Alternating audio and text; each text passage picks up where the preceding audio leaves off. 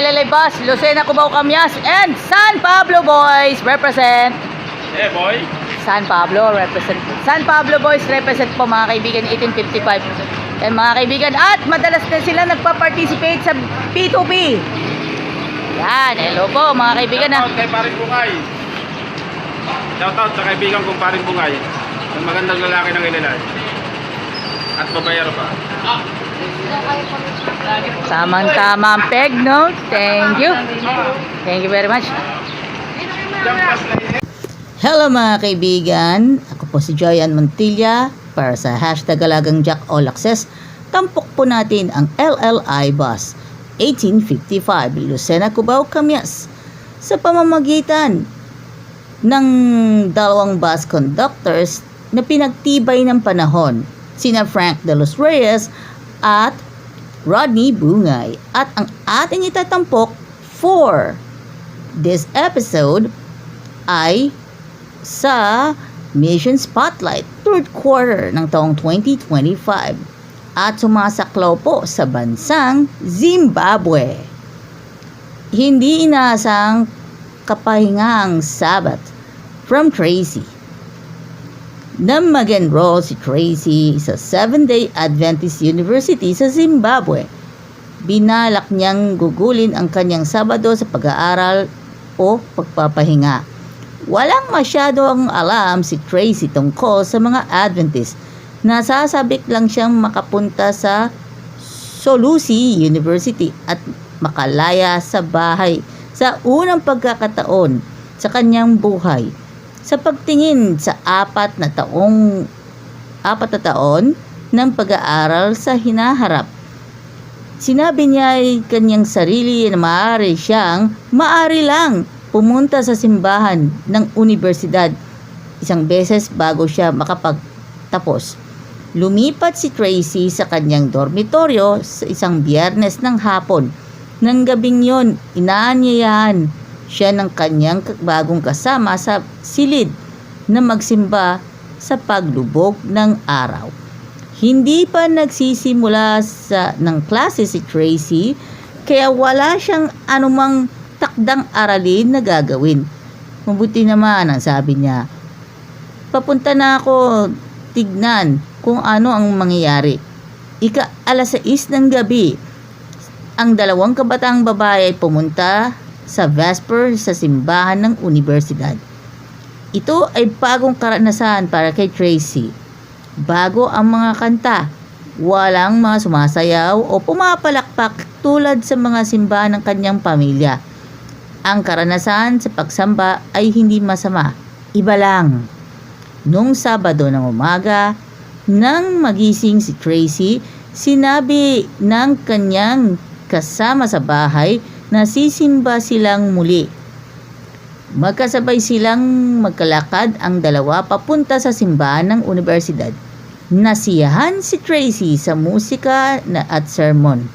Tila'y naging malugod at masaya ang lahat.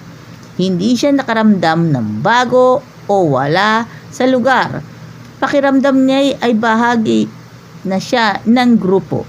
Nang gabing yon, sinabi ang kanyang kasama sa silid na dapat sila'y magsimba muli sa pagkakataon nito para sa panibagong paglubog ng araw.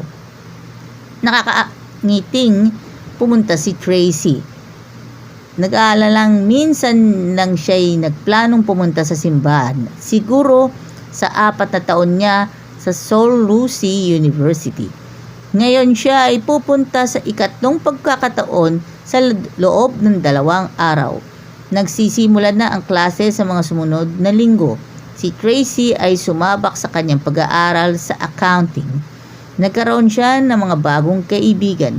Nasiyahan siya sa pagkain hinain sa malaking kainan na pinalawak sa tulong ng 13th Sabbath offering noong 2015. Nang dumating ang sumunod na Biyernes ng gabi, nasumpungan niya ang kanyang sarili sa simbahan sa halip gumawa ng takdang aralin o magpahinga sa kanyang dorm room. Pagdipas ng mga linggo, nagbago ng isip ni Tracy tungkol sa kanyang mga plano sa Sabado. Naisip niya ang kailangan niya mag-aral o magpahinga sa kanyang silid tuwing Sabado. Ngunit hindi siya kailangan na espesyal na oras para makapagpahinga tuwing araw ng Sabado dahil nagpapahinga ang lahat. Mahilig din siya magsimba. Kung tungkol sa kanyang takdang aralin, hindi man lang siya nag-aalala tungkol sa kanyang mga marka. Ang mga klase sa universidad ay tumatakbo mula Lunes hanggang Huwebes, kaya marami pala siyang oras para gawin ang kanyang takdang aralin tuwing Biyernes at Linggo nang hindi na kailangan maglaan ng dagdag na oras tuwing Sabado. Pagkatapos ang universidad ay nagkaroon ng isang linggo ng espiritual ng pagpapalakas. Isang pastor ang dumating upang magsalita mula sa kabisera ng Zimbabwe, ang Harare. Nag-apela siya. Ibinigay ni Tracy ang puso niya kay Jesus at kalaunan ay nabautismuhan. Ang Biblia ay naging paboritong aklat aralin ni Tracy at gusto niyang pag-aralan ito at bahagi ng iba. Naalala niya ang mga kaibigan mag-aral sa ibang universidad sa Zimbabwe. Bago dumating sa Seoul, Lucy, humingi siya ng payo sa kanila tungkol sa pag-aaral sa isang universidad. Sinabi nila sa kanya na kailangan nilang mag-aral o magpahinga tuwing Sabado at Linggo, kaya bihiran silang magsimba. Bilang resulta, dumating si Tracy sa Solusi na inisip na kailangan niyang mag-aral o magpahinga tuwing Sabado at Linggo. Wala siyang oras para sa simbahan. Ngunit ngayon napagtanto niya ang simbahan ng isang mahalagang bahagi ng kanyang karanasan sa universidad. Sinimula ni Tracy sa kanyang mga kaibigan ang kanyang karanasan. Kailangan ninyong pumunta sa simbahan. Sabi niya, aalagaan ng Diyos ang iyong pag-aaral at tiyakin na mayroon kang sapat na pahinga. Ang kanyang mga kaibigan ang namangha at nangakong sisikaping magsimba ng mas madalas.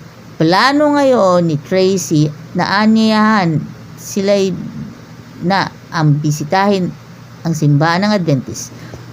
Bahagi ng 2015 13 Sabbath offering ay nakatulong sa pagpapalawak ng kainang bulwagan sa Solusi University na nagbibigay daan dito upang mas mahusay ang mapaglilingkuran ang mga estudyante tulad ni Tracy.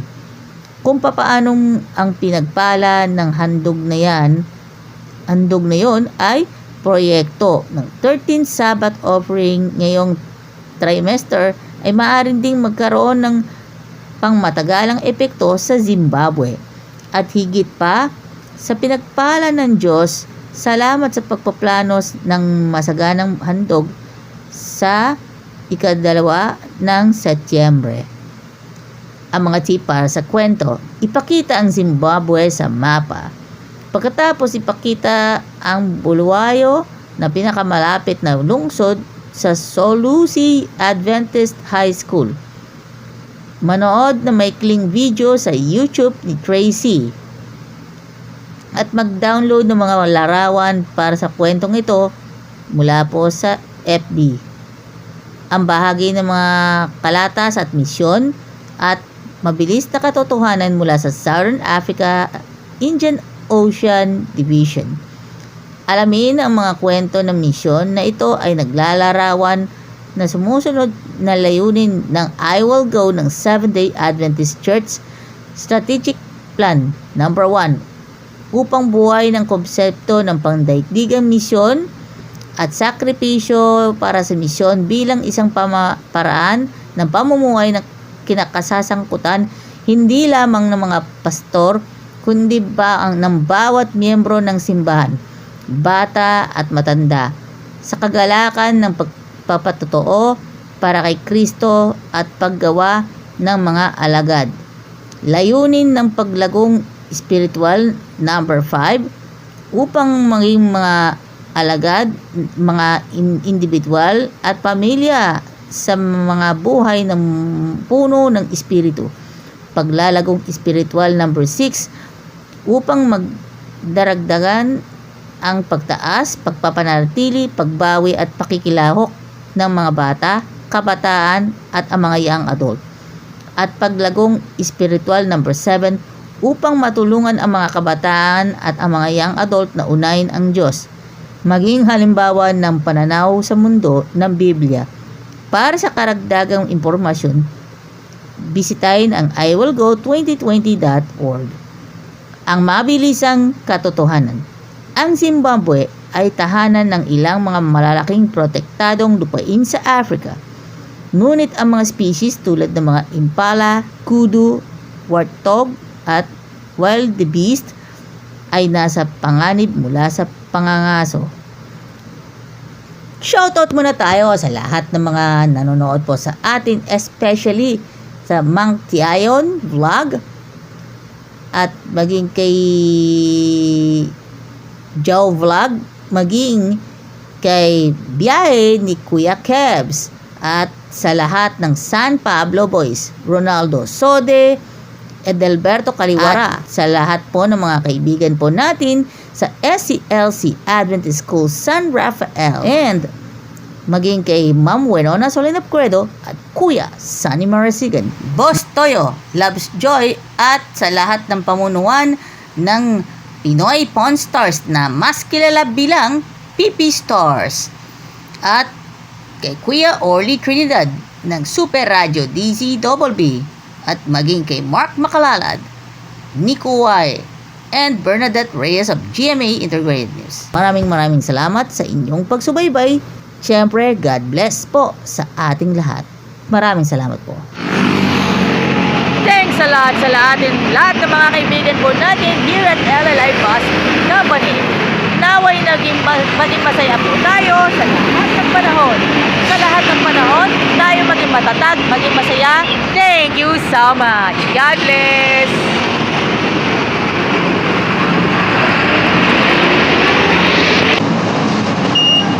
Nasa nga pala sa kaibigan mo si Frank de los Reyes, babae legit sa mga banyaw.